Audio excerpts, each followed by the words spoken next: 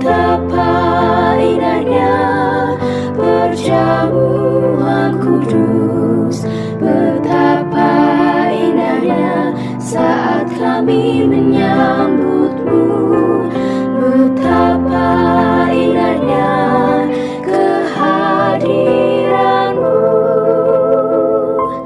yang bertatap kuatkan iman kami. Tuhan bersamamu dan bersama rohmu. Inilah Injil suci menurut Markus. Dimuliakanlah Tuhan.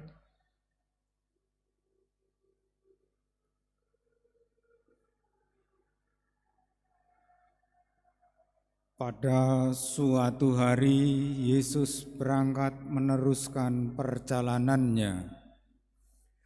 Maka datanglah seorang berlari-lari mendapatkan dia dan sambil berlutut di hadapannya ia bertanya, "Guru yang baik, apa yang harus kuperbuat untuk memperoleh hidup yang kekal?"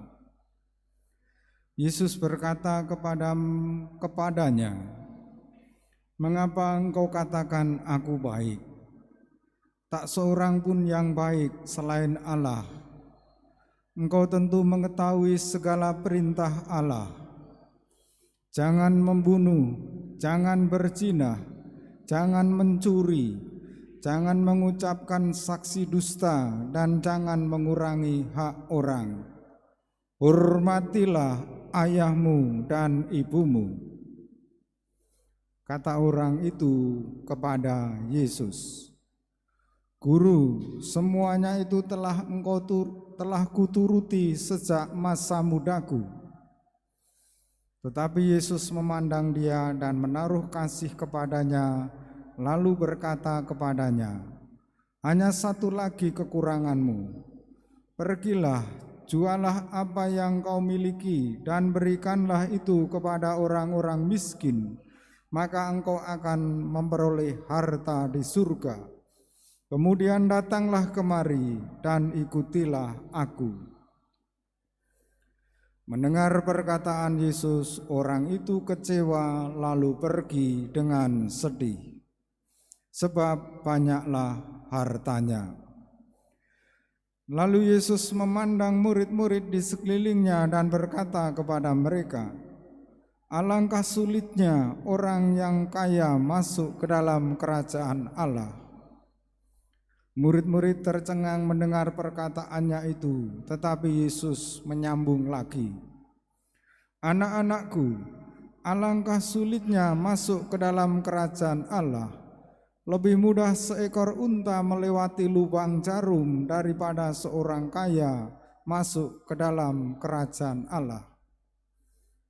Para murid semakin gempar dan berkata seorang kepada yang lain, "Jika demikian, siapakah yang dapat diselamatkan?" Yesus memandang mereka dan berkata, "Bagi manusia hal itu tidak mungkin, tetapi bukan demikian bagi Allah. Sebab bagi Allah segala sesuatu adalah mungkin."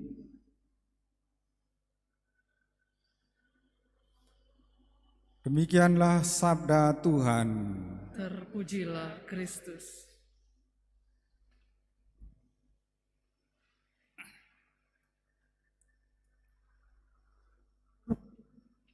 Umat Allah yang terkasih dan para katekumen yang terkasih,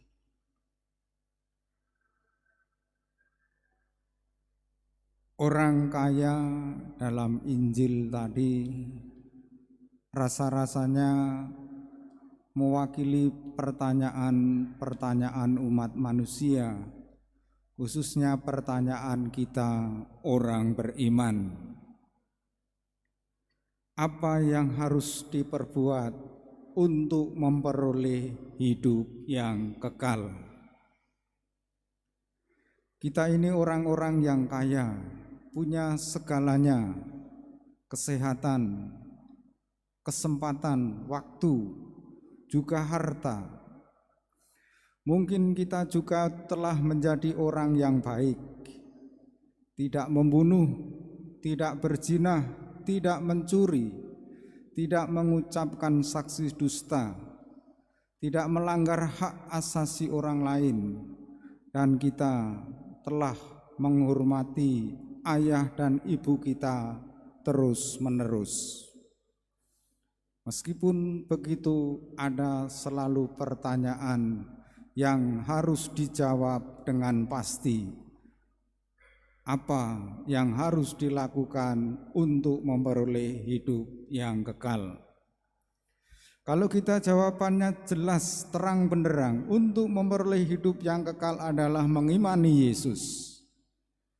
Karena hanya melalui Yesus orang sampai kepada Bapa, orang sampai kepada surga, orang sampai kepada kehidupan yang kekal. Akulah jalan, kebenaran, dan hidup. Hanya melalui aku orang sampai kepada Bapa. Begitulah Yesus bersabda kepada para murid-Nya. Yang menjadi persoalan adalah apa yang kita miliki ini kadang mengganggu hidup kita. Bisa kekayaan, bisa jabatan. Orang yang kaya dalam Injil tadi, yang mengganggu dia adalah kekayaan. Ia kehilangan sukacitanya dalam hidup. Ia kehilangan tujuan imannya sehingga ia menjadi kebingungan. Kita orang beriman, segala sesuatunya adalah mungkin. Bagi manusia, hal untuk memperoleh hidup kekal itu rasanya tidak mungkin, tetapi bukan demikian bagi Allah.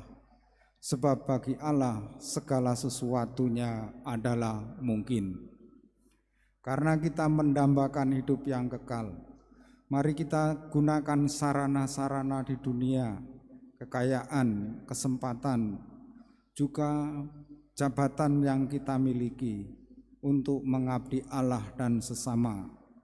Teristimewa para katekumen harus mengimani betul bahwa melalui Yesus kita sampai kepada kehidupan kekal, sampai kepada surga, sampai kepada Bapa yang penuh kasih.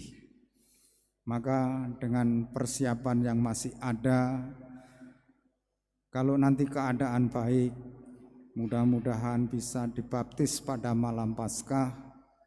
Kalau keadaan memburuk, nanti dibaptis perlingkungan. Dan kita terus berdoa supaya dunia ini semakin sehat, dan kita juga dianugerahi kesehatan yang baik, supaya di dunia ini kita bisa menggunakan sarana-sarana untuk mencapai hidup yang kekal. Mari kita lanjutkan upacara pelantikan katekumen.